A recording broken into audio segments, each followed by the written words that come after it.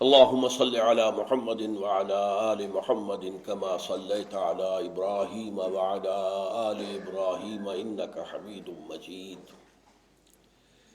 اللهم بارك على محمد وعلى آل محمد كما باركت على إبراهيم وعلى آل إبراهيم إنك حميد مجيد. عن معاذ بن جبل رضي الله تعالى عنه ان رسول اللہ صلی اللہ علیہ وسلم خرج بالناس قبل غزوة تبوک فلما ان اصبح صلى بالناس صلاة الصبح ثم ان الناس ركبوا فلما ان طلعت الشمس نعس الناس في اثر الدلجة ولزم معاذ رسول اللہ صلی اللہ علیہ وسلم الى الآخر. رواہ ترمذی وقال حدیث حسن ورواہ احمد بن حنبل وابن والنسائی وابن ماجہ رحمہم اللہ. رب اشرح لی صدری ویسر لی امری واحلل عقدۃ من لسانی یفقہوا قولی آمین یا رب العالمین. آج بجائے درس قرآن کے ہم ایک حدیث کا مطالعہ کر رہے ہیں. ہمارے اس منتخب نصاب کے ساتھ اس حدیث کا جو تعلق ہے اس کو سمجھ لیجئے. ہم نے چوتھا حصہ جو ہے اس مطالعہ قرآن حکیم کے منتخب نصاب کا ختم کیا تھا. اس چوتھے حصے کا مرکزی مضمون تھا جہاد فی سبیل اللہ. چنانچہ اس کا آغاز ہوا تھا تیسرے حصے کے آخری درس سے، جس میں فرمایا وجاہدوا فی اللہ حق جہادہ، اللہ کی راہ میں جہاد کرو جیسا کہ جہاد کرنے کا حق ہے.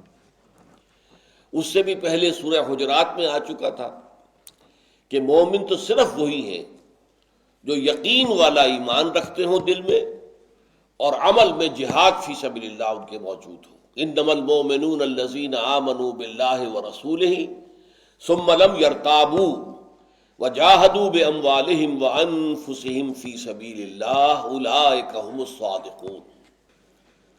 پھر ہم نے جہاد اور قتال فی سبیل اللہ کے موضوع پر جو جامع ترین صورت ہے قرآن مجید کی، سورۃ الصف کا مطالعہ کیا، جس میں فرمایا گیا کہ اگر جہنم کے عذاب سے نجات چاہتے ہو تو جہاد کا راستہ تمہیں لازماً اختیار کرنا پڑے گا. اور ساتھ ہی فرما دیا کہ جہاد کی جو آخری منزل ہے قتال، اللہ کی راہ میں جنگ، یہ گویا کہ وہ مقام ہے جہاں پر انسان اللہ کا محبوب بن جاتا ہے. ان اللہ یحب الذین یقاتلون فی سبیلہ صفا کانہم بنیان مرصوص. اس مناسبت سے میں نے ایک تقریر بھی کی تھی مکمل، جہاد فی سبیل اللہ کی حقیقت، اس کے مراحل مراتب، اور میں نے عرض کیا تھا کہ یہ 9 منزلہ عمارت ہے. جو آخری اور سب سے اونچی منزل ہے وہ قتال فی سبیل اللہ بن جاتی ہے، لیکن جہاد اس سے پہلے 8 منزلیں ہیں جو طے کر کے پھر یہ قتال کے منزل تک پہنچتا ہے. پھر یہ کہ اس جہاد و قتال کے لیے لوگ کہاں سے ملے، کیسے دستیاب ہوں، انہیں تیار کیسا کیا جائے، یہ مضمون سورہ جمعہ کا تھا. هو الذی بعث فی الامیین رسولا منہم یتلو علیہم آیاتہ ویزکیہم ویعلمہم الکتاب والحکمہ. پھر یہ کہ اس جہاد فی سبیل اللہ سے اعراض، اس سے پہلوتی ہی کرنا، اس سے بچ کر رہنا، یہ در حقیقت نفاق کو جنم دینے والی شے ہے. اور نفاق وہ شے ہے کہ اگر وہ جڑ پکڑ لے دل میں اور پھر وہ پختہ اور پروان چڑھ جائے تو پھر انسان اس مقام تک پہنچ جاتا ہے کہ جہاں دائمی جہنم کا وہ نمالہ بنے گا، اور اس دنیا میں نبی اکرم صلی اللہ علیہ وسلم کے استغفار سے بھی محروم ہو جاتا ہے. اگر آپ ان کے لیے استغفار کریں گے، سواء علیہم استغفرت لہم ام لم تستغفر لہم لن یغفر اللہ لہم، اے نبی برابر ہے ان کے حق میں، آپ چاہیں تو ان کے لیے استغفار کریں چاہے نہ کریں، لیکن اللہ ہرگز معاف نہیں کرے گا. تو یہ جو پوری ہم نے بحث پڑھی ہے، کافی وقت لگا ہے اس میں. اب اس کے حوالے سے یوں سمجھیے کہ یہ آخری درس ہے جو حدیث کی شکل میں آ رہا ہے. اس حدیث کا عنوان آپ دیکھ رہے ہیں کہ حکمت دین. حکمت دین کا مفہوم پہلے سمجھ لیجئے حکمت دین کے دو حصے ہیں، ایک حکمت ایمان، یعنی جو ہمارے عقائد جنہیں ہم کہہ دیتے ہیں، یہ در حقیقت ایک ویلٹن شواؤنگ ہے، یہ ایک ورلڈ ویو ہے، یہ ایک فلسفہ ہے، فلسفی آف ایمان۔ ایمان کی فلسفی کیا ہے؟ ایمان باللہ کے لیے کیا دلائل ہے، کیا قواعد ہے؟ ایمان بالآخرہ کے لیے دلائل کیا ہے؟ ایمان بالرسالت کے لیے دلائل کیا ہے؟ تو یہ در حقیقت اسے ہم کہیں گے حکمت ایمانی۔ جیسے کہ مولانا روم کا ایک شعر ہے بہت پیارا، چند خانی حکمت یونانیہ، حکمت ایمانیہ را ہم بخواں، کہ تم کب تک یونانیوں کی حکمت کے اندر سرگرداں رہو گے، پڑھتے رہو گے، افلاطون کو پڑھو گے اور ارسطو کو پڑھو گے۔ آپ کے علم میں ہوگا یا ہونا چاہیے کہ مغرب کا پورا فلسفہ جو ہے وہ انہی دو فلسفیوں کی بنیاد پر کھڑا ہوا ہے۔ دو ہی سکولز آف تھاٹ ہیں، ان میں سے ہر ایک کی پھر برانچز ہو جاتی ہیں، وہ دوسری بات ہے۔ بیسیکلی مغربی فلسفہ جو ہے یہ آئیڈیلزم ہے، اور یہ آئیڈیلزم جو ہے یہ در حقیقت فلسفہ ہے افلاطون کا، پلیٹو کا، یا پھر ریئلزم ہے، اور ریئلزم جو فلسفہ ہے وہ اس کے شاگرد سقراط کا ہے۔ یہ دو بے بنیاد فلسفے ہیں، اور یہی در حقیقت پھر عالم اسلام میں جب آئے تو ایک بڑی یوں سمجھیے کہ ایک ایسی صورتحال پیدا ہو گئی جس کے لیے پھر متکلمین کو میدان میں آنا پڑا، امام غزالی جیسی شخصیت کو آنا پڑا، امام ابن تیمیہ جیسی شخصیت کو میدان میں آنا پڑا، تاکہ وہ اس کا مقابلہ کر سکیں۔ لیکن یہ کہ لوگوں کے اندر واقعتاً ان دونوں فلسفوں کا اتنا شغف ہو گیا تھا کہ بڑے پیارے انداز میں مولانا روم نے توجہ دلائی، چند خانی حکمت یونانیہ، کب تک تم یونانیوں کے فلسفے کے اندر سرگرداں رہو گے، کب تک پڑھتے رہو گے افلاطون کو اور ارسطو کو؟ حکمت ایمانیہ راہم بخواں، کبھی ایمان کی حکمت کو سمجھنے کی کوشش کرو۔ یہ ایمان کی حکمت جو ہے یہ قرآن مجید کی مکی صورتوں میں۔ اچھا، حکمت دین کا ایک حصہ ہو گیا حکمت ایمان، فلسفی آف ایمان۔ دوسرا حصہ ہے حکمت شریعت، شریعت کی حکمت، اور اس کے بھی پھر دو حصے ہیں۔ ایک تو یہ کہ شریعت کے احکام کے اندر کیا وزڈم ہے، کیا مقصد ہے، کیا روح ہے، اس کو سمجھنا۔ ایک تو یہ ہے کہ آپ نے شریعت کا حکم جان لیا کہ نماز پڑھنا فرض ہے، نماز کے یہ اوقات ہیں، نماز کے یہ شرائط ہیں، نماز کے لیے وضو کرنا ہوگا، پھر یہ کہ نماز اس طرح ہوگی، پہلے کھڑے ہوں گے، پھر جو ہے ہاتھ باندھ کر یا ہاتھ چھوڑ کر، جو بھی مسلک ہے، پھر رکوع میں جائیں گے، پھر کھڑے ہوں گے، پھر سجدے میں جائیں گے، پھر بیٹھیں گے، پھر سجدے میں جائیں گے، پھر کھڑے ہو جائیں گے، ایک رکعت اس طرح مکمل ہوگی۔ یہ نماز کا ڈھانچہ ہے، یہ نماز کا قانونی خاکہ ہے۔ لیکن نماز کی حکمت کیا ہے، اس کی روح باطنی کیا ہے، اس کا مقصد کیا ہے؟ اس طرح روزہ آپ نے جیسے کہ صبح صادق ہوئی اس وقت سے کھانا پینا بند کر دیا، اور سورج کے غروب ہونے تک آپ نے یہ پابندی قبول کی، یہ روزہ ہو گیا۔ یہ روزے کا ظاہر ہے۔ روزے کی حکمت کیا ہے، روزے کا مقصد کیا ہے، روزے کا مطلوب و مقصود کیا ہے، کیا اس کے پیچھے وزڈم ہے؟ یہ ہے حکمت۔ تو حکمت دین کے دو حصے، پہلا حصہ حکمت ایمانی، دوسرا حصہ حکمت شریعت۔ حکمت شریعت کا بھی پہلا حصہ ہوا احکام جو ہے علیحدہ علیحدہ انڈیویجولی، ان میں سے ہر ایک کی حکمت کو معلوم کرنا۔ اس موضوع پر بہت عظیم تصنیف ہے، اور غالباً اپنے موضوع پر پوری تاریخ جو ہے ہماری امت کی، اس میں یہ ایک ہی کتاب لکھی گئی ہے، اور اس کا نام ہے حجت اللہ البالغہ۔ شاہ ولی اللہ دہلوی رحمۃ اللہ علیہ کی یہ تصنیف جو ہے یہ اس موضوع پر حرف آخر ہے۔ حکمت شریعت کا ایک دوسرا پہلو ہے، وہ یہ کہ اس مختلف افعال و اعمال کو جوڑنے والی شے کیا ہے، ان میں ربط اور ترتیب کیا ہے، ان میں اولیت، اقدمیت اور ثانویت کا رشتہ کیا ہے، کون سی چیز مقدم ہے، کون سی چیز مؤخر ہے، کون سی بنیادی ہے، کون سی فروعی ہے، اور ان کے درمیان وہ وزڈم، وہ حکمت جو انہیں جوڑ کر ایک وحدت بناتی ہے، ان تمام احکام شریعت کو ایک وحدت کی لڑی میں پرو دیتی، وہ کیا ہے؟ تو یہ جو آخری میں نے سلسلہ بیان کیا ہے، اس کے اعتبار سے یہ حدیث حکمت دین کا ایک عظیم خزانہ ہے کہ مختلف افعال و اعمال جو ہیں شریعت کے، ان کا باہمی ربط کیا ہے، ان کا رشتہ کیا ہے، ان کا تعلق کیا ہے، ان میں ریشیو پروپورشن کیا ہے، اس میں آپس میں ان کو جوڑ کر ایک شے بنانے والی وہ کیا ہے۔ اس اعتبار سے میں عرض کر دوں کہ یہ حدیث اگر سند کے اعتبار سے بھی اتنی قوی ہوتی جتنی کہ ام السنہ حدیث جبرائیل ہے، حدیث جبرائیل ہی کے پیمانے کی یہ حدیث بھی ہے۔ حدیث جبرائیل جسے ام السنہ کہا گیا، اصل میں تفصیل میں نہیں جا سکتا، لیکن وہ سند کے اعتبار سے بہت مضبوط ہے، بہت مضبوط ہے، لہذا اس کی طرف توجہ بہت مبذول ہوئی ہے، علماء کی بھی، عوام کی بھی۔ جب اسے کہا گیا جیسے کہ سورہ فاتحہ ہے ام القرآن، قرآن کی جڑ، قرآن کی اساس، قرآن کی بنیاد سورہ فاتحہ، اس طرح سنت اور حدیث اس کی جڑ، اس کی اساس حدیث جبرائیل ہے، بالکل اسی پائے کی یہ حدیث بھی ہے۔ لیکن وہ حدیث چونکہ بخاری میں بھی ہے، مسلم میں بھی ہے، بقیہ صحائف ستہ کی تمام کتابوں میں موجود ہے، تو سند کے اعتبار سے اس کا درجہ بہت بلند ہے، جبکہ یہ جو ہے نہ بخاری میں ہے نہ مسلم شریف میں ہے، اگرچہ باقی 4 کتابوں میں، مسند احمد میں بھی ہے، سنن نسائی میں بھی ہے، سنن ابن ماجہ میں بھی ہے، جامع ترمذی میں بھی ہے، لیکن بہرحال اس کے باوجود سند کے اعتبار سے اس کا پایہ وہ نہیں بنتا جو حدیث جبرائیل کا ہے، اسی لیے اس کی جانب زیادہ توجہ نہیں ہوئی۔ لیکن میں یہ سمجھتا ہوں کہ آج کے دور میں فہم دین کے اعتبار سے شاید یہ حدیث جبرائیل سے بھی اہم تر حدیث ہے، اس لیے کہ حدیث جبرائیل نے ہمارے ہاں اسلام، ایمان، احسان، اس کے جو مراتب قائم کیے، وہ بہت حد تک مسلمانوں کے اندر، ان کے معاشرے میں، ان کے سماج میں، ان کی تہذیب و تمدن میں وہ موجود ہیں۔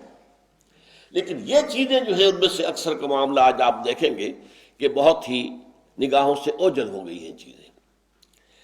اب اس میں ایک خاص جو پہلو اس حدیث کا ہے وہ یہ ہے، اس حدیث کو پڑھتے ہوئے انسان خود کو بھی اسی ماحول کا حصہ سمجھنے لگتا ہے جس ماحول کو یہ حدیث بیان کر رہی ہے۔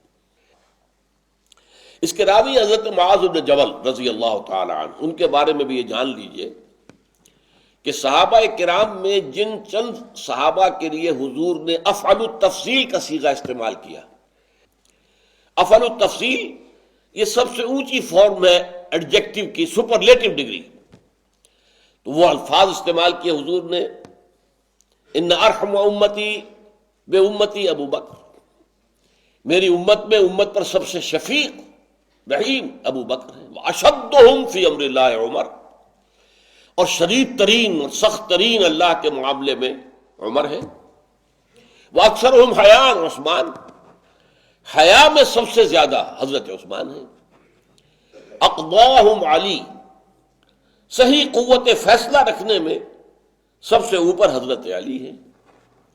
اسی طرح بعض اور صحابہ کے لیے بھی الفاظ آئے ہیں، اقرأہم ابی بن کعب، میرے صحابہ میں قرآن کا سب سے بڑا عالم ابی بن کعب ہے۔ اسی طرح اس میں آیا ہے اصدقہم لہجۃ ابو ذر، وہ شخص کے جس کے ظاہر و باطن میں کوئی فرق نہیں ہے، وہ ابو ذر ہے رضی اللہ تعالی عنہ۔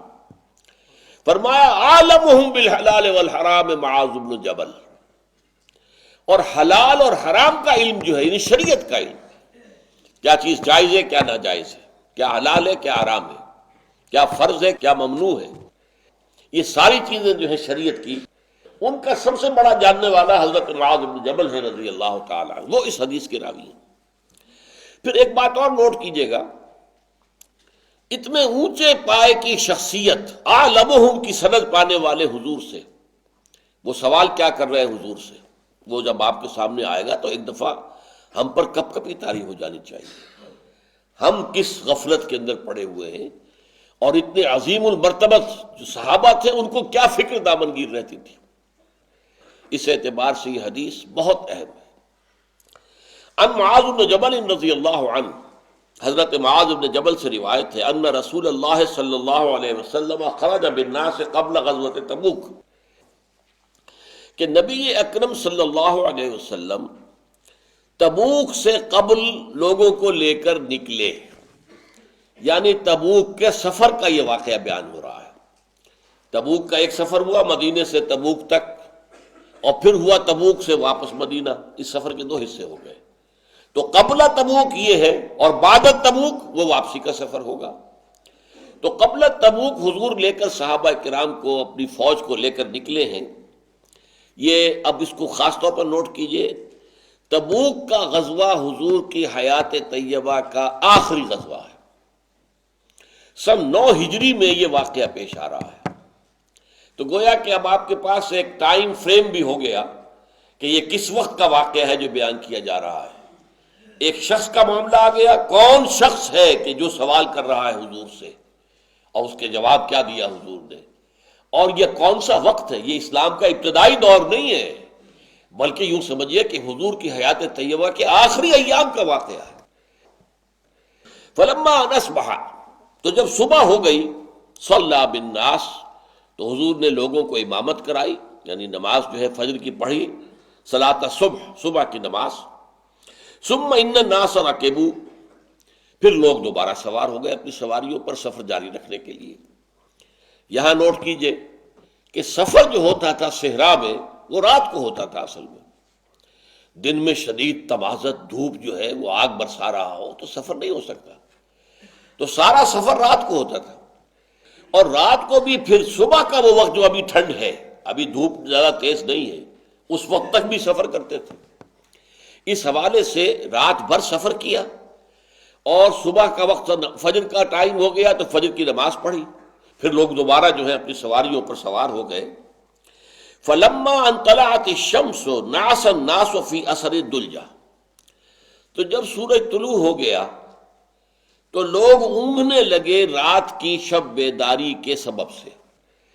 رات بھر جاگے تھے، سفر کیا تھا، تکان بھی تھی، جسے ہم کہتے ہیں جو ہے بے خوابی کی کیفیت تھی، نیند نہیں ہوئی تھی، تو اب وہ یعنی اونٹنیوں پر سوار تو ہو گئے ہیں لیکن اونگ رہے ہیں۔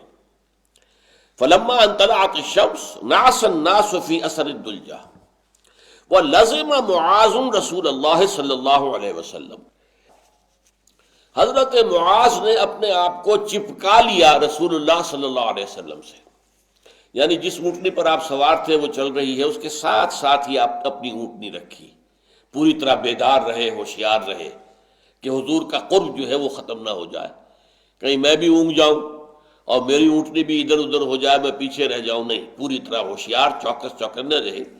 اور انہوں نے اپنے آپ کو حضور کے ساتھ گویا کہ نتھی کر لیا۔ نعس الناس فی اثر الدلجۃ ولزم معاذ رسول اللہ صلی اللہ علیہ وسلم یتلو اثرہ، کہ حضرت معاذ جو ہیں آپ کے نقش قدم پر چل رہے تھے، اونٹنی کے پیچھے پیچھے پیچھے پیچھے لگ کر۔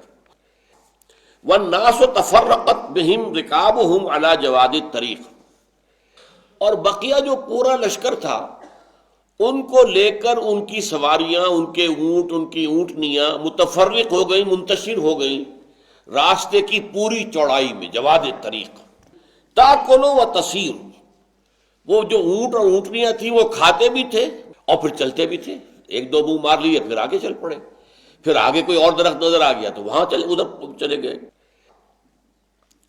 فبینما معاذ علی اثر رسول اللہ صلی اللہ علیہ وسلم، تو اسی دوران میں کہ حضرت معاذ جو ہیں رضی اللہ تعالی عنہ نبی اکرم صلی اللہ علیہ وسلم کے ساتھ ساتھ چپکے ہوئے چل رہے تھے،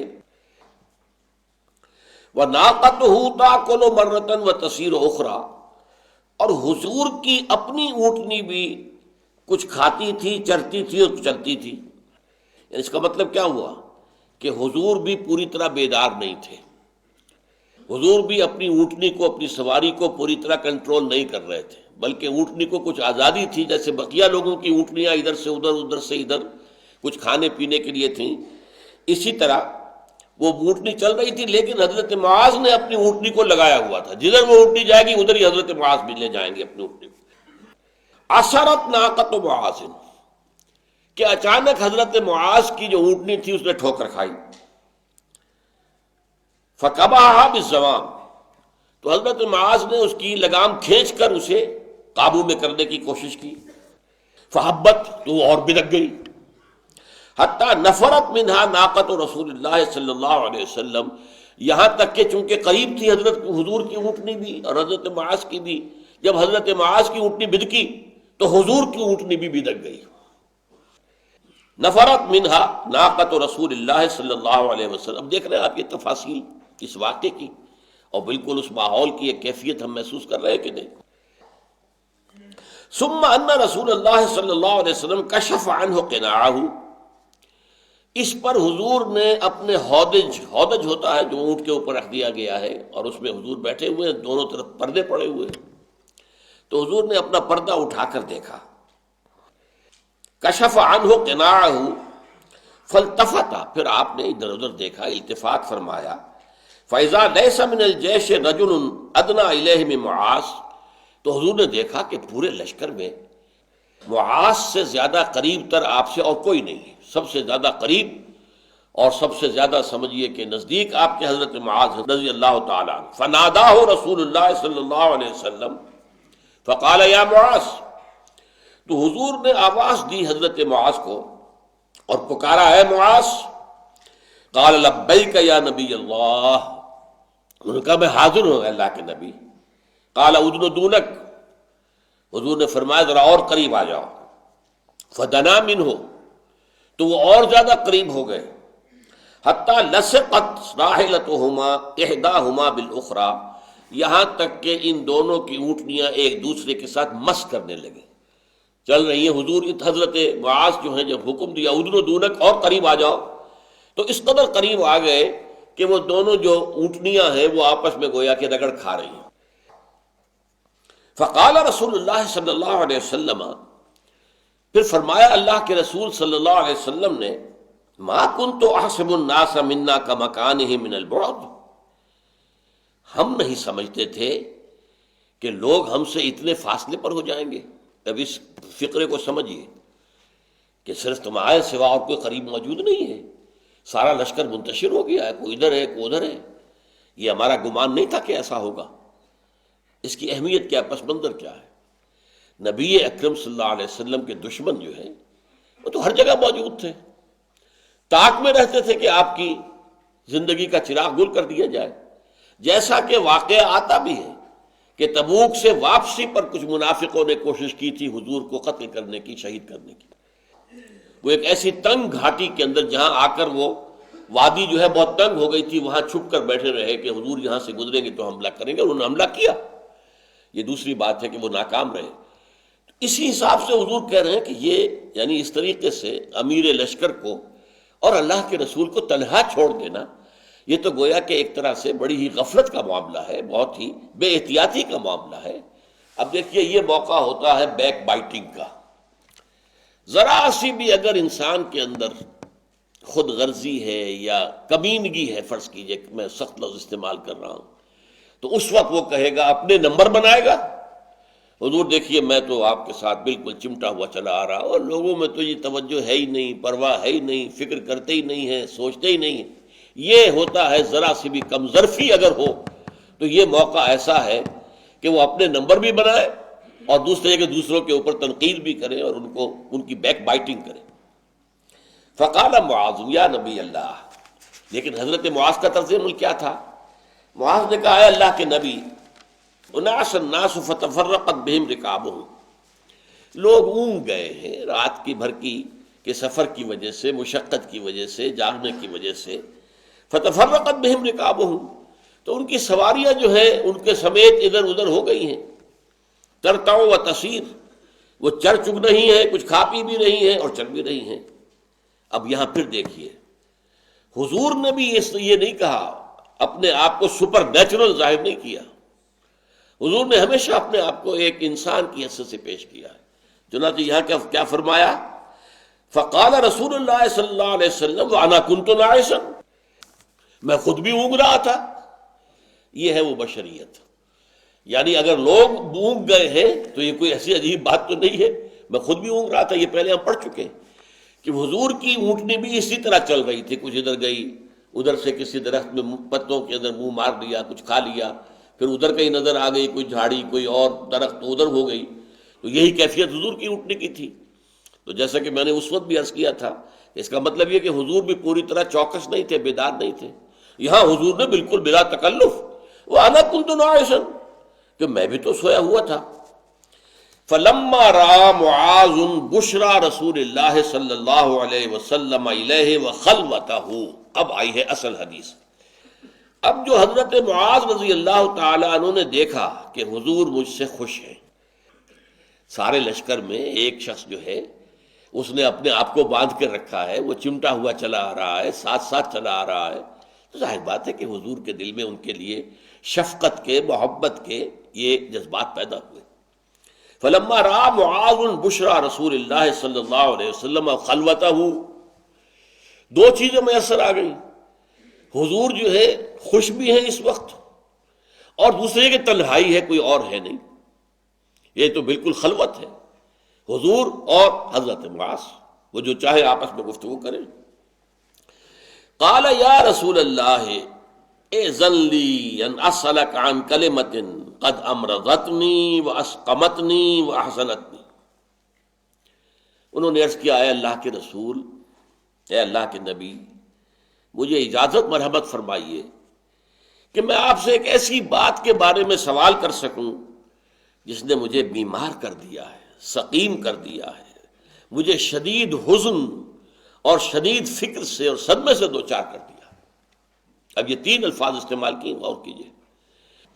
فقال نبی اللہ صلی اللہ علیہ وسلم، اس پر ارشاد فرمایا اللہ کے نبی صلی اللہ علیہ وسلم نے، سلنی اما شئتا، پوچھو جو پوچھنا ہے. یہ چونکہ حضور کی کیفیت جو ہے اب اس وقت دریائے سخاوت جو ہے وہ جوش میں آیا ہوا ہے. سلنی اما شئتا، پوچھو پوچھو جو پوچھنا ہو پوچھو. فقال یا نبی اللہ، تو حضرت معاذ نے عرض کیا، ہے اللہ کے نبی، حدثنی بعمل، مجھے وہ عمل بتا دیجئے یدخلنی الجنت، جو مجھے جنت میں داخل کر دے. کس کو یہ فکر لاحق ہے؟ کون مریض ہو گیا اس فکر میں؟ اور ہمیں کتنی فکر لاحق ہے؟ ہمیں آخرت کا کتنا فکر ہے، کتنی سوچ ہے؟ اور یہ کون ہے؟ عام انسان نہیں، حضور کے صحابی، صحابہ میں سے بھی ٹاپ کے ان چند صحابہ میں سے ایک کہ جن کے لیے آپ نے افعل التفضیل کے صیغے استعمال کیے. وہ صحابی کہ جن کو حضور نے گورنر بنا کر یمن بھیجا، وہ صحابی کہ جن سے حضور نے امتحان جب ان کا لیا، تم کیا کرو گے اے معاذ، جب بحیثیت گورنر تمہارے سامنے مسائل درپیش ہوں گے، فیصلے کیسے کرو گے؟ عرض کیا، میں قرآن مجید کے مطابق فیصلے کروں گا. پھر فرمایا، اچھا اگر تمہیں قرآن میں کوئی بات نہ ملے اس سے متعلق، تو عرض کیا پھر میں آپ کی حدیث کی طرف، آپ کے کوئی فیصلوں کی طرف رجوع کروں گا.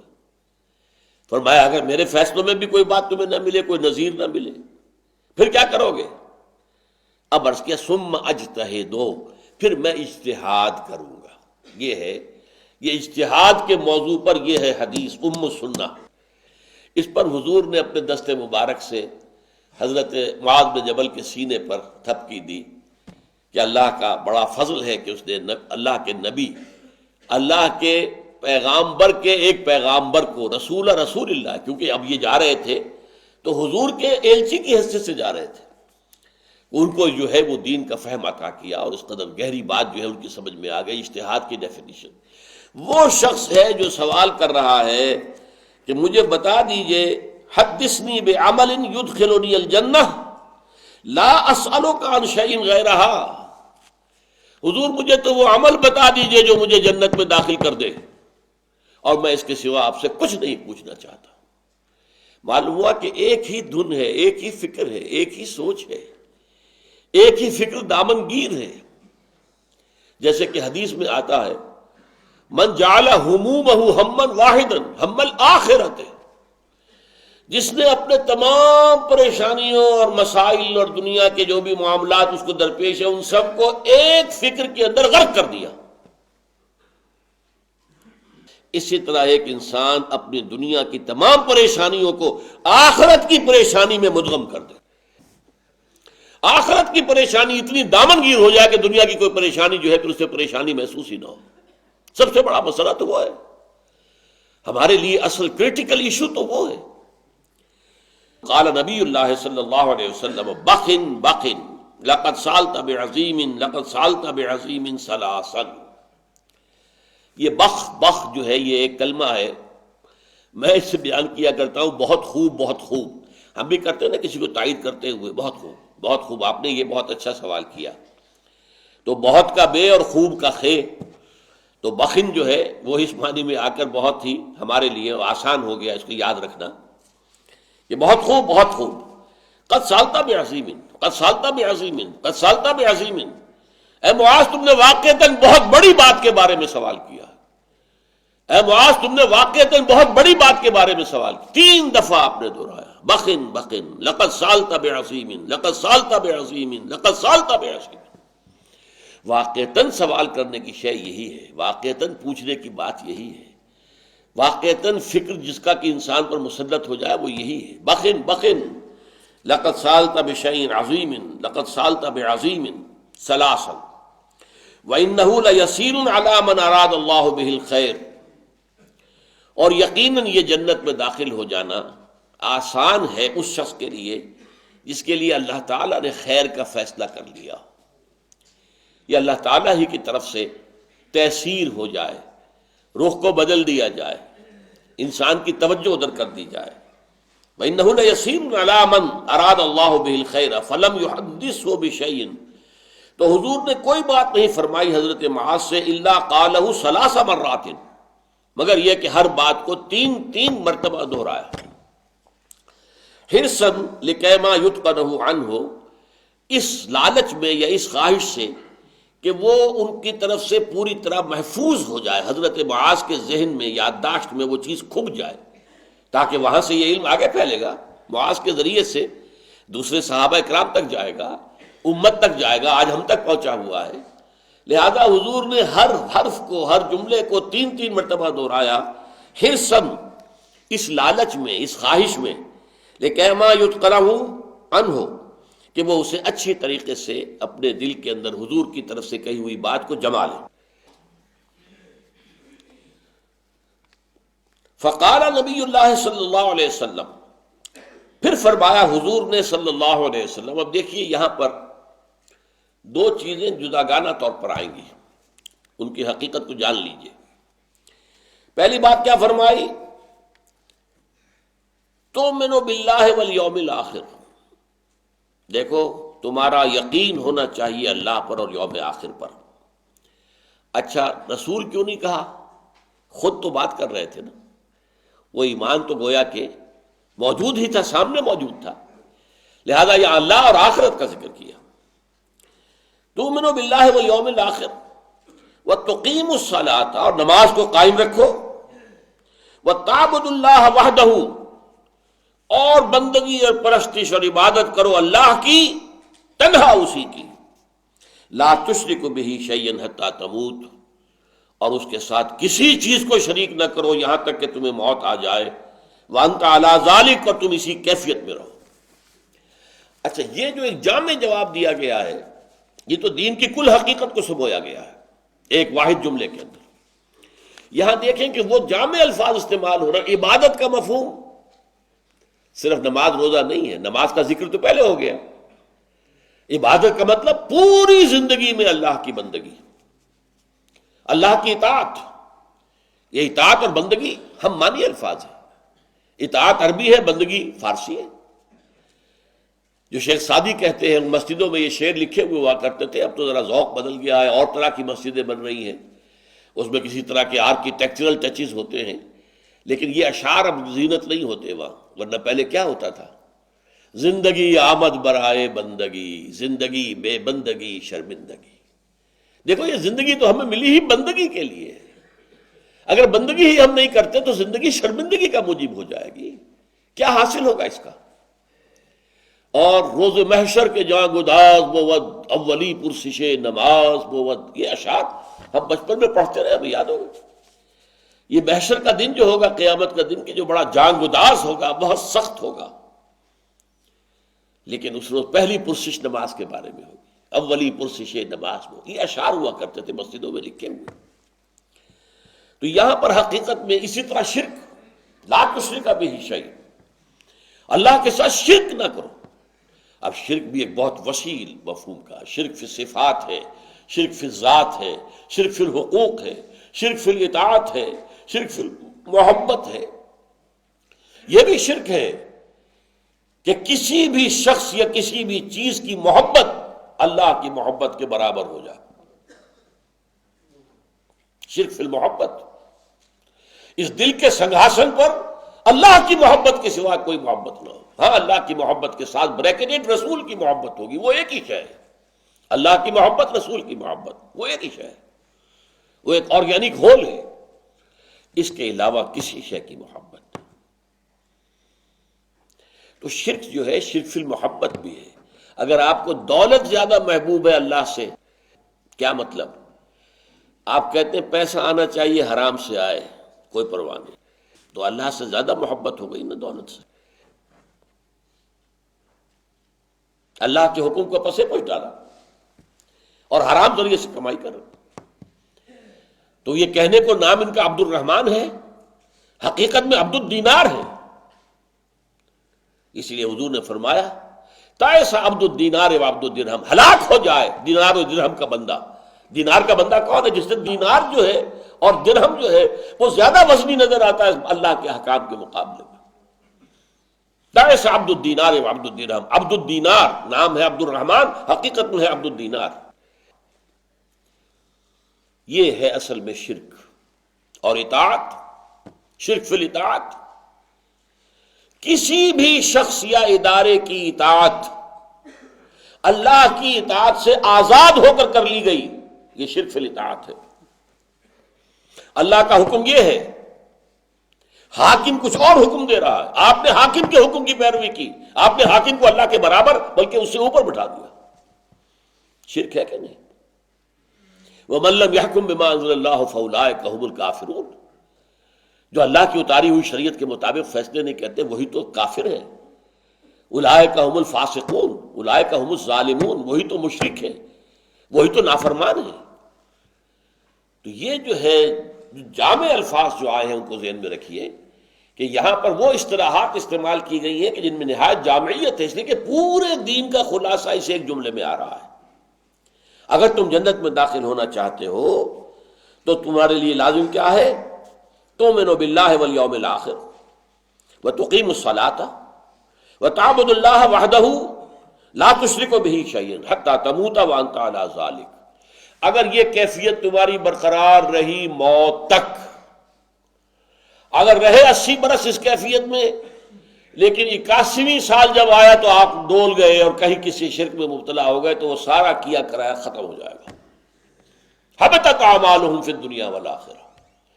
لہذا فرمایا اگر اسی حال میں تمہیں موت آئے، حتی تموت وانت علی ذلک، یہاں تک کہ تمہیں موت آ جائے اور تم اسی کیفیت پر برقرار رہو، اسی حال پر قائم رہو. فقال، حضرت معاذ نے عرض کیا، یا نبی اللہ، اے اللہ کے نبی، اعید لی، ذرا دوبارہ فرمائیے، ذرا دوبارہ ارشاد فرمائیے تاکہ میں یاد کر لوں. فَأَعَادَهَا لَهُ ثَلَاثَ مَرَّاتٍ. تو حضور نے اس بات کو حضرت معاذ کے لیے 3 مرتبہ دہرایا. ثم قال النبی، اب یہ ہے موقع جو وہ اصل حکمت والی بات جو آ رہی ہے وہ اب آ رہی ہے. ان چیزوں کا آپس میں ربط و تعلق کیا ہے؟ ثم قال نبی اللہ صلی اللہ علیہ وسلم، ان شئت حدثتک یا معاذ براس هذا الامر وذروۃ السلام منہ. اے معاذ، اگر تم چاہو تو میں تمہیں یہ بھی بتاؤں کہ ہمارے اس امر، ہمارے دین کی جڑ کیا ہے، بنیاد کیا ہے اور اس کی چوٹی کیا ہے. اس سوال میں تو حضور نے صرف 2 الفاظ استعمال کیے ہیں، لیکن جب جواب دیا ہے آپ نے تو پھر اس میں وہ 3 حصوں کے اندر دین کی حقیقت کو واضح کیا. جیسے ایک درخت ہے تو اس کی ایک جڑ ہے، جڑ سے اسے غذا مل رہی ہے. پھر ایک تنا کھڑا ہوا ہے، تنے کے بل پر وہ درخت کھڑا ہوا ہے. پھر اوپر وہ شاخیں ہیں، برگ و بار ہیں، پتے ہیں. آم کا درخت ہے تو آم لٹکا ہوا نظر آئے گا، نیمبو کا پودا ہے تو نیمبو لٹکے ہوئے نظر آئیں گے، کنوں کا پودا ہے کنوں لٹکے نظر آئیں گے. وہ اوپر ہوتا ہے، ٹاپ پر ہوتا ہے. درخت ظاہر بات ہے اس کے لیے لگایا جاتا ہے نا. آم کا درخت آم کے لیے لگایا جاتا ہے، لکڑی کے لیے تو نہیں لگایا جاتا. بلکہ یہ کہ جو بھی پھل ہے، جو مطلوب ہے اس کا، جو چوٹی پر ہوتا ہے، جڑ میں تو نہ آم لگے گا نہ نیمبو لگے گا. نہ تنے کے اوپر آم لگے گا نہ نیمبو لگے گا، وہ تو لگے گا اوپر چوٹی پر۔ تو اسی کو میں کہہ رہا تھا کہ حضور کا دریائے سخاوت جوش میں آیا، یعنی انہوں نے جو سوال کیا تھا اس کا جواب تو ہو گیا تھا، تؤمن باللہ والیوم الآخر وتقیم الصلاۃ وتعبد اللہ لا تشرک بہ شیئا، بس جواب مکمل ہو گیا۔ لیکن وَإِن شِئْتَ حدثتک یا معاذ، اے معاذ اگر تم چاہو تو میں تمہیں یہ بھی بتاؤں براس سے ھذا الامر، ہمارے اس امر ہمارے دین کی جڑ کیا ہے، بنیاد کیا ہے، وذروۃ الصنام، اور اس کی چوٹی کیا ہے۔ صنام کہلاتا ہے اونٹ کا کوہان، جو اس کے اونٹ کے جسم کے اندر وہ اونچائی ہے، اور پھر اس کی بھی چوٹی، کوہان کی چوٹی۔ فقال بأبی و امی انت یا نبی اللہ فحدثنی، اب ان کو کیا چاہیے تھا؟ اندھا کیا چاہے؟ 2 آنکھیں، بھوکا کیا چاہے؟ 2 روٹیاں۔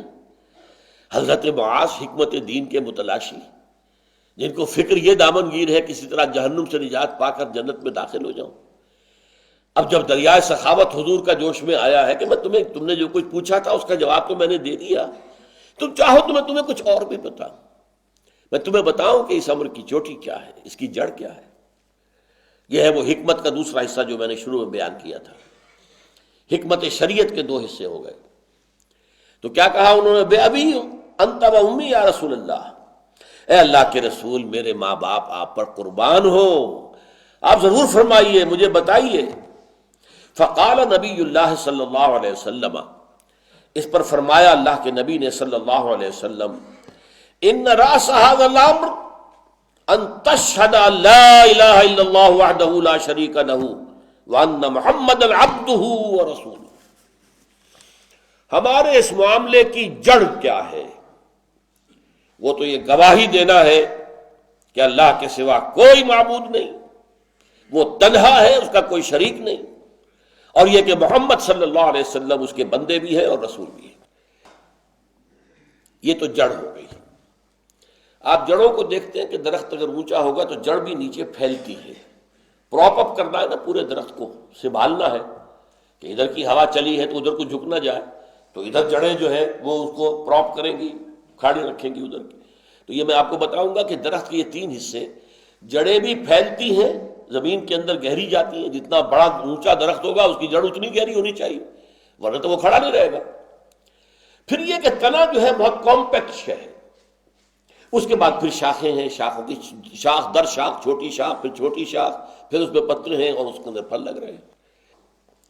تو فرمایا ان راس ھذا الامر ان تشهد ان لا الہ الا اللہ وحدہ لا شریک لہ، کہ تم گواہی دو اس کی کہ اللہ کے سوا کوئی معبود نہیں، وہ تنہا ہے اور اس کا کوئی شریک نہیں، وان محمدا عبدہ ورسولہ، اور محمد صلی اللہ علیہ وسلم اس کے بندے ہیں اور رسول ہیں، وان قوام ھذا الامر، اور اس امر کو کھڑا رکھنے والی شے، قوام تنا جو ہے جو کھڑا رکھتا ہے درخت کو، اوپر کے برگ و بار کو سنبھال کر، وَأَنَّ قَوَامَ هَذَا الْأَمْرِ إِقَامُ الصَّلَاةِ وَإِيتَاءِ الزَّكَاةِ، نماز کا قائم رکھنا اور زکوٰۃ کا ادا کرنا۔ یہ جو 4 ہیں عبادتیں، ان میں سے اہم ترین 2 یہ ہیں۔ بڑی عجیب ان کے اندر ایک ترتیب ہے۔ 2 عبادتیں وہ ہیں جو ہر مسلمان پر فرض ہے، امیر ہو، غریب ہو، کوئی ہو، مرد ہو، عورت ہو، نماز اور روزہ۔ اور 2 عبادتیں وہ ہیں جو صرف صاحب استطاعت پر ہیں، زکوٰۃ اور حج۔ ان 2 میں سے ایک زکوٰۃ اور ان 2 میں سے ایک نماز، یہ ہے اصل قوام، یعنی دین کا قوام، دین کو قائم رکھنے والی شے، دین کو ایک معاشرے کی حیثیت سے برقرار رکھنے والی شے۔ وہ قوام ھذا الامر وہ کیا ہے؟ اقام الصلاۃ و ایتاء الزکاۃ، وان ذروۃ الصنام منہ، اور چوٹی جو ہے ہمارے اس دین کی، جو چوٹی کا عمل ہے، الجہاد فی سبیل اللہ، یہ برگ و بار جو ہے اس کا وہ جہاد فی سبیل اللہ ہے۔ جس آم کے درخت پر آم نہ لگے اس کا اور کیا مصرف ہوگا کہ کاٹ کر اس کی لکڑی جلا دی جائے؟ جس کنو کے پودے پر کنو نہ لگے کیا مصرف ہوگا اس کا؟ کاٹ کر پھینک دیا جائے۔ یہ ہے وہ اصل شے۔ یہ نماز کس لیے ہے؟ وَاسْتَعِینُوا بِالصَّبْرِ وَالصَّلَاةِ، جیسے تنے نے کھڑا کیا ہوا ہے درخت کو، اسی طرح یہ نماز کھڑا رکھے آپ کو اللہ تعالیٰ کے دین کے لیے جہاد کرنے کی غرض سے۔ میرا وہ چھوٹا سا جو کتاب چاہے حقیقت جہاد فی سبیل اللہ، جو حضرات اس وقت لے گئے تھے، دوبارہ ایک دفعہ پڑھیں یہ جہاد کی حقیقت کیا ہے۔ ہم نے جہاد کو بدنام کر دیا ہے، جہاد کے ساتھ غلط تصورات ایڈ کر دیے گئے۔ مسلمان جب جنگ کرے جہاد ہے، ہو سکتا ہے کوئی مسلمان بادشاہ ہے، فاسق ہے، فاجر ہے، بدماش ہے، شرابی ہے، زانی ہے، وہ اپنے صرف عیش کو بڑھانے کے لیے، اپنے جو ریونیو ہے اس کو بڑھانے کے لیے کسی برابر کے ملک کے اوپر حملہ کرتا ہے تاکہ اپنی حکومت کو توسیع دے سکے، یہ جہاد فی سبیل اللہ ہوگا؟ لا حول ولا قوت الا باللہ۔ ہم نے جب جہاد کا لفظ اس طرح بدنام کیا ہے تو لہٰذا آج اغیار تو اسے خود پھیلائیں گے۔ پھر کچھ ہم نے اس کے اندر غلط کام کیا، کچھ انہوں نے آگے بڑھا دیا۔ ایک جہاد میں آپ کو بتا چکا ہوں، جہاد فی سبیل الحریہ، آزادی کے لیے جہاد، اس میں کوئی جان دے گا تو وہ شہید ہی شمار ہوگا، لیکن اسے جہاد فی سبیل اللہ مت کہو، اس کی کچھ اور شرائط ہے۔ وہ 9 منزلہ عمارت جو ہے 8 سیڑھیاں چڑھ کر وہاں پہنچا جاتا ہے قتال کے اندر مرحلے پر۔ لہذا جہاد فی سبیل اللہ کو حضور نے دین کی چوٹی قرار دیا ہے۔ جڑ کلمہ شہادت، تنا ارکان اسلام، رکن کہتے ہیں ستون کو، ان چاروں کو جمع کر کے ایک ستون بنا دیجیے، ایک تنا بن جائے گا، اور اوپر پھر برگوبار جو ہے وہ جہاد فی سبیل اللہ۔ اب اس حدیث کے آخر میں ایک خاص جہاد کا ذکر ہو رہا ہے، وہ قتال فی سبیل اللہ جو ہے، جس کا میں نے عرض کیا ہے کہ وہ جہاد کی چوٹی ہے۔ ایک جہاد ہے جو چوٹی ہے پورے دین کی، تو اس جہاد کی بھی ایک چوٹی ہے، وہ ہے قتال فی سبیل اللہ۔ حضور صلی اللہ علیہ وسلم کی بعثت جو ہم نے پڑھا سورہ صف میں، وہ اس لیے تھی کہ دین کو غالب کرے، لہذا آپ نے تلوار ہاتھ میں اٹھائی، جنگیں کی، غزوہ بدر ہو، غزوہ احد ہو، غزوہ احزاب ہو، جنگیں کی ہیں، تلوار چلائی ہے قتال فی سبیل اللہ کے لیے۔ اور اس میں ایک خاص بات یہ تھی، اس کو سمجھ لیجئے، جس کا سورہ توبہ میں ذکر ہے، کیونکہ حضور خود بنی اسماعیل میں سے تھے، تو بنی اسماعیل پر گویا کہ آخری درجے میں اتمام حجت ہو گیا۔ اب اگر بنی اسرائیل ایمان نہیں لاتے تو ان کو وہی سزا ملنی چاہیے تھی جو قوم نوح کو ملی تھی، قوم ہود کو ملی تھی، قوم صالح کو ملی تھی، ایکسٹرمینیشن۔ لہذا ان کے بارے میں حکم حضور کو یہ تھا، اے محمد ان کے ساتھ قتال جاری رکھو، فاقتلوہم حیث وجدتموہم، یہ سورہ توبہ کی پہلی 6 آیات ذہن میں رکھیے، یہاں تک کہ وہ گواہی دے، اشہد ان لا الہ الا اللہ واشہد ان محمد رسول اللہ، نماز قائم کریں، زکوٰۃ ادا کریں۔ اگر ایسا کریں گے تو ان کی جان چھوڑ دی جائے گی۔ لیکن باقی دنیا کے لیے یہ بات نہیں تھی، یہ صرف بنی اسماعیل یا ان کے تابع جو لوگ تھے عرب میں ان کے لیے تھا۔ باقی دنیا کے لیے کیا تھا؟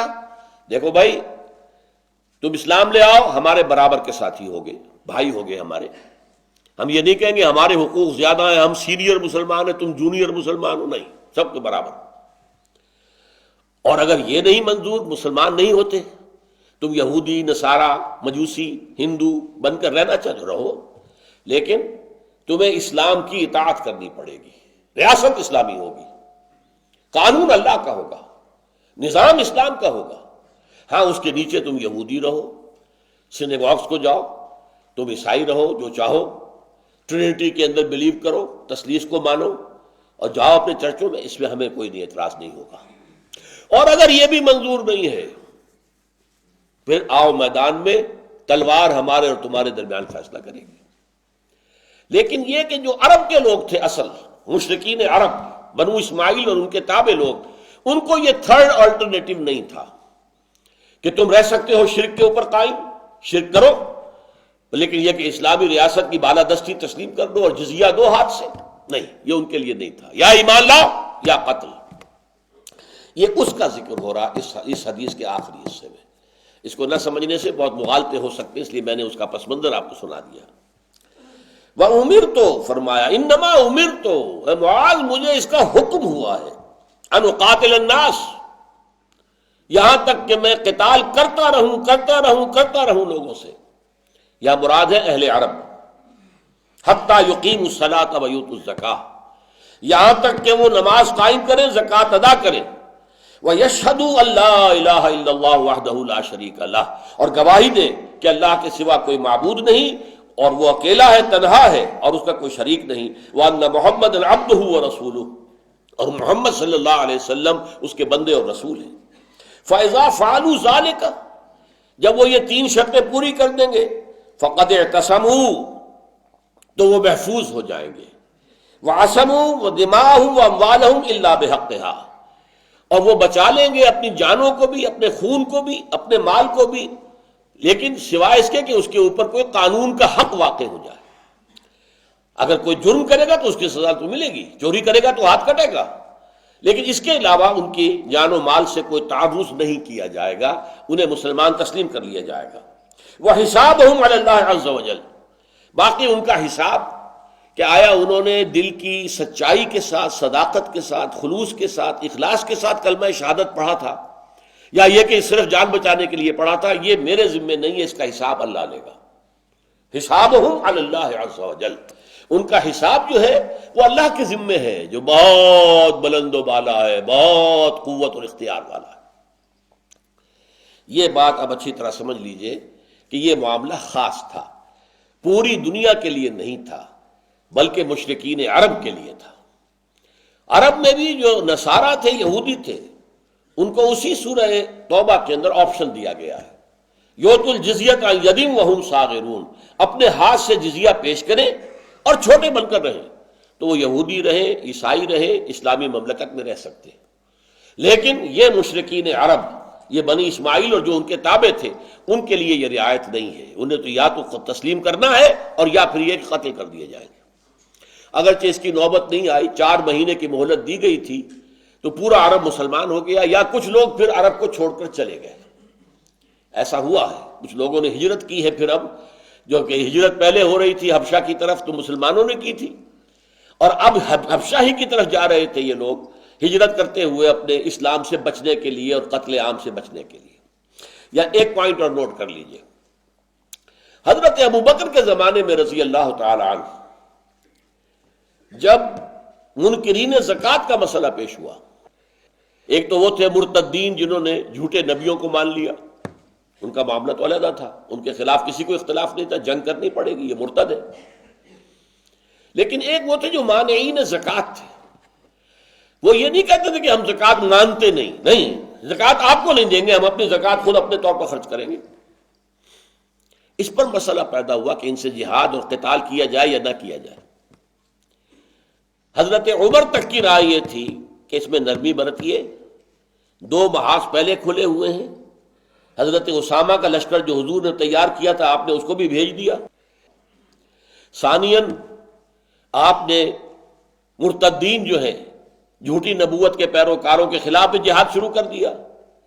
حال یہ ہے کہ حضور کے انتقال کی وجہ سے مسلمانوں کے حوصلے پست ہیں، مورال ڈاؤن ہے، دل زخم خوردہ ہے، وہ رنجیدہ ہے، غمگین ہے، تو آپ تیسرا محاذ نہ کھولیں، جبکہ انہوں نے نہ کسی جھوٹے نبی کو مانا، نہ شرک کا معاملہ ہے، نہ انہوں نے انکار کیا ہے کہ زکوٰۃ کو ہم مانتے ہی نہیں۔ تو اس پر حضرت ابوبکر نے جو دلیل دی تھی وہ یہ تھی کہ حضور کے قتال کے خاتمے کے لیے 3 شرطیں آئی ہیں، یہی 3 شرطیں سورہ توبہ میں بھی موجود ہیں اور یہاں اس حدیث میں بھی ہیں، حتیٰ یقیموا الصلاۃ ویؤتوا الزکاۃ ویشہدوا ان لا الہ الا اللہ وحدہ لا شریک لہ وان محمدا عبدہ ورسولہ، جب تک کہ یہ 3 شرطیں پوری نہیں کریں گے ان کا قتل عام کیا جائے گا۔ نماز قائم کریں، زکوٰۃ ادا کریں، اور گواہی دیں کہ اللہ کے سوا کوئی معبود نہیں، اور یہ کہ محمد صلی اللہ علیہ وسلم اللہ کے نبی اور رسول اور بندے ہیں۔ تو یہ ہے اصل میں کم سے کم منیمم شرط جس پر کہ قتال کا معاملہ جو اہل عرب تھے ان کے معاملے میں ختم ہو سکتا تھا۔ باقی پوری دنیا کے لیے اگر وہ اپنے مذہب پر قائم رہیں لیکن اسلام کی بالادستی قبول کر لیں تو ٹھیک ہے، ان سے تعارض نہیں کیا جائے گا۔ زبردستی کسی کو عیسائی کو مسلمان بنانا، یا یہودی کو مسلمان بنانا، یا ہندو کو یا مجوسی کو مسلمان بنانا، یہ جائز نہیں ہے۔ اب دیکھیے جہاد کی جو آخری منزل ہے قتال، اس کے ضمن میں ایک اور بات آپ نے فرمائی، وقال رسول اللہ صلی اللہ علیہ وسلم، اور فرمایا اللہ کے رسول نے صلی اللہ علیہ وسلم، والذی نفس محمد بیدہ، اس ذات کی قسم جس کے ہاتھ میں محمد کی جان ہے. اللہ کی قسم کھانے کی بجائے یہ الفاظ استعمال کیے. اللہ کے قبضہ قدرت میں میری جان ہے، جب چاہے کھینچ لے. والذی نفس محمد بیدہ، اس ہستی کی قسم کھا کر کہہ رہا ہوں جس کے ہاتھ میں محمد کی جان ہے صلی اللہ علیہ وسلم. ما شہب وجہ ولا برت قدم فی عمل تبتغى فیہ درجات الجنت بعد الصلاۃ المفروضۃ کا جہاد فی سبیل اللہ. کسی بندے کے چہرے کے اوپر تکان کے آثار نہیں آئے، نہ کسی کے پاؤں غبار آلود ہوئے کسی عمل میں جس سے کہ وہ اللہ تعالیٰ کے درجات چاہتا ہو جنت کے اندر، نماز فرض کے بعد جہاد فی سبیل اللہ سے زیادہ. یعنی ہمارے دین میں چونکہ صلاۃ و عماد الدین، صلاۃ تو جو ہے وہ ستون ہے دین کا، اس کے بعد تمام اعمال کے مقابلے میں اللہ تعالیٰ کے جہاد کے راستے میں چلتے ہوئے اگر تکان کی وجہ سے چہرے کے اوپر آثار آ جائے، یا اگر چلتے چلتے چلتے چلتے پاؤں غبار آلود ہو جائے، تو اس عمل میں جتنا وزن ہے اتنا کسی اور عمل میں وزن نہیں ہے. ساری رات قیام اللیل میں گزار دیجئے وہ وزن نہیں ہوگا، ہر روز روزہ رکھیے وہ وزن نہیں ہوگا. والذی نفس محمد بیدہ، یہ ریشیو پروپورشن ہمارے یہاں رہا ہی نہیں. ہم تو واقف ہی رہ گئے نماز روزہ حج زکوٰۃ سے، اللہ اللہ خیر صلی اللہ، بہت تیر مارا عمرہ کر لیا، ایک نہیں دو نہیں تین نہیں چار کرتے جا رہے ہیں. اس جہاد کے مرتبے کو واضح کرنے کے لیے ایک دوسری مثال دے رہے ہیں.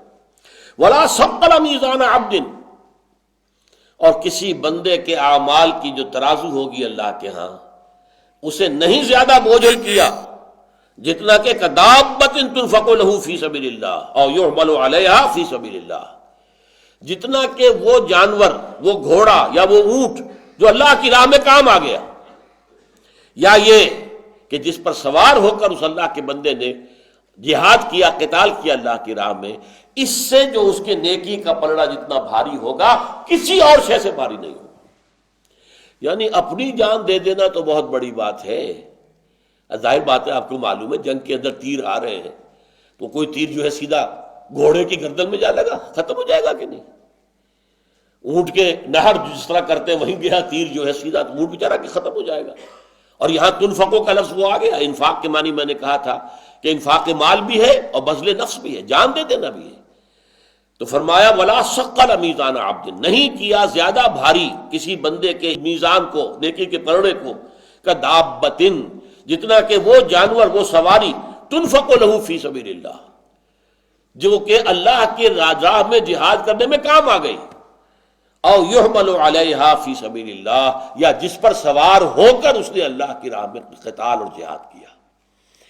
یہ ہے ریشیو پروپورشن ہمارے دین کے اعمال کا. بدقسمتی سے یہ تصور ہمارا ہوتے ہوتے ہوتے ہوتے خالص مذہبی سا ایک معاملہ، بس کچھ عقائد ہیں اور کچھ جو ہیں وہ مراسم عبودیت ہیں، کچھ کھانے پینے شادی بیاہ کے قوانین ہیں. اللہ اللہ خیر صلی اللہ.